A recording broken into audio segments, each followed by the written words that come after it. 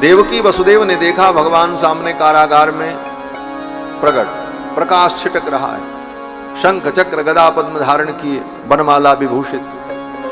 भगवान के अद्भुत रूप को देखकर देवकी और वसुदेव ने भगवान की स्तुति की। वसुदेव जी ने कहा कि विदितोसि भवान साक्षात पुरुष प्रकृते परः।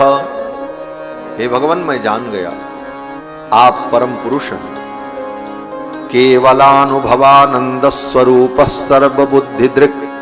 आप केवल आनंदानुभव रूप हैं, आप साक्षात परम पुरुष हैं। ये कहते हुए देवकी वसुदेव ने भगवान की स्तुति की।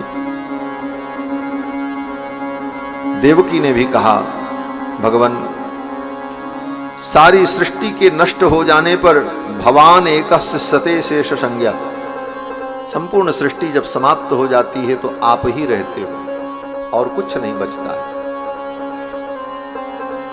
और आप आज मेरी आंखों के सामने प्रत्यक्ष हैं। रूपम चेदम पौरुषम ध्यान धृष्ण्यम। जिस रूप का बड़े बड़े ऋषि मुनि ध्यान करते हैं, आज वो रूप मुझे दिख रहा है। मैं कितनी सौभाग्यशालिनी हूं। भगवान ने कहा, मैं आपका बेटा बनकर के आया, मुझे ये लीला करनी है, सब भगवान ने बताया। देवकी ने कहा, आप बेटा बनकर के आए हैं तो बेटे जैसे हो जाइए, बाप जैसे दिख रहे हैं। कौन मानेगा कि आप मेरे बेटा?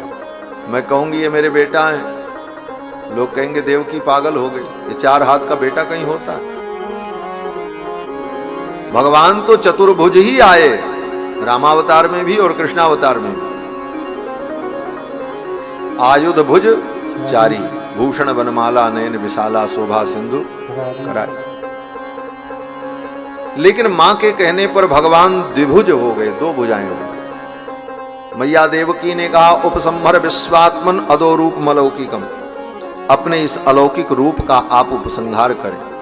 भगवान ने अपने रूप को अंतर्हित कर दिया, छोटे से बालक बन गए। भगवान ने पहले ही सब कथा बता दी थी, हमको गोकुल पहुंचा दो नंद बाबा के घर।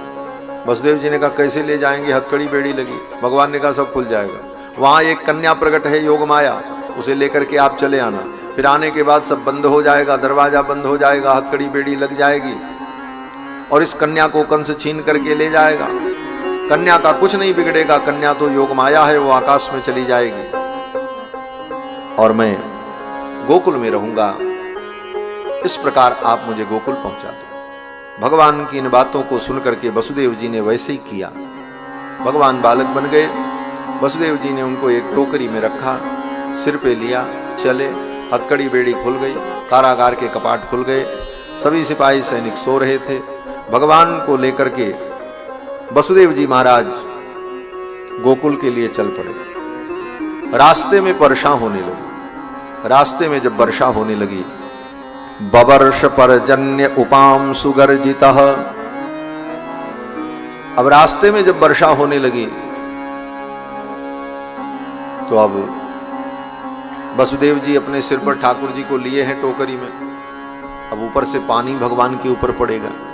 अब पानी से कौन बचावे? उसी समय बलराम जी प्रकट हो।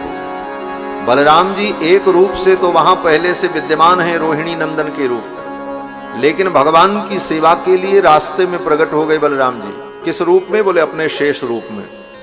1000 फण को प्रकट किया भगवान शेष ने। बवर्ष परजन्य उपाम सुगर्जित शेषोन्वगाद बारी निवारयन फणई ही। अपने फणों से भगवान के ऊपर छाया करने लगे। अंधेरी रात में वसुदेव जी को यह सब पता ही नहीं चला।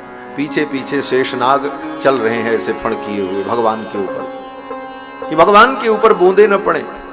और ठंडी ठंडी हवा लग रही है। शेष जी ने सोचा, अभी अभी तो भगवान बालक बने और इतनी ठंडी हवा लगेगी तो कहीं इनको सर्दी न लग जाए।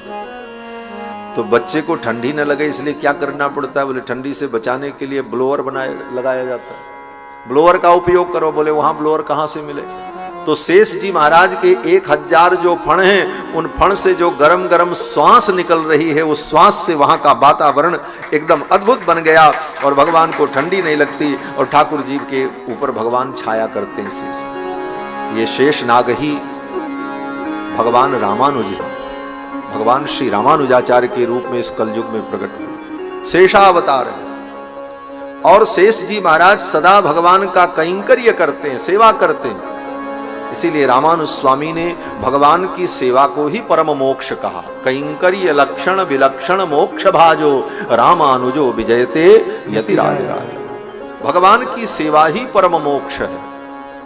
भगवान की सेवा में परम सुख मिलने लग जाए, भगवान की सेवा करके अपने को संतुष्टि मिले, आनंद मिले, वही आनंद वही सुख मोक्ष है। उससे अलग मोक्ष कुछ नहीं, ये सिद्धांत है।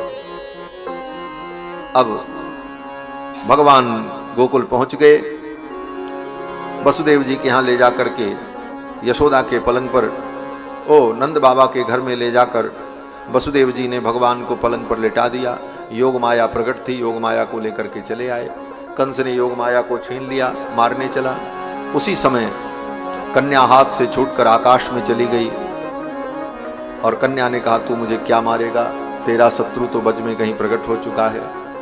और इधर नंद बाबा के यहाँ भगवान पहुंच गए।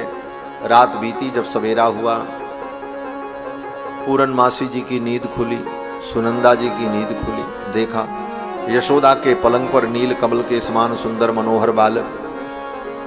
यशोदा को जगाया, यशोदा रानी, ऐसे सुंदर पुत्र को तूने जन्म दिया और तू सो रही, देख तो कितना सुंदर बालक।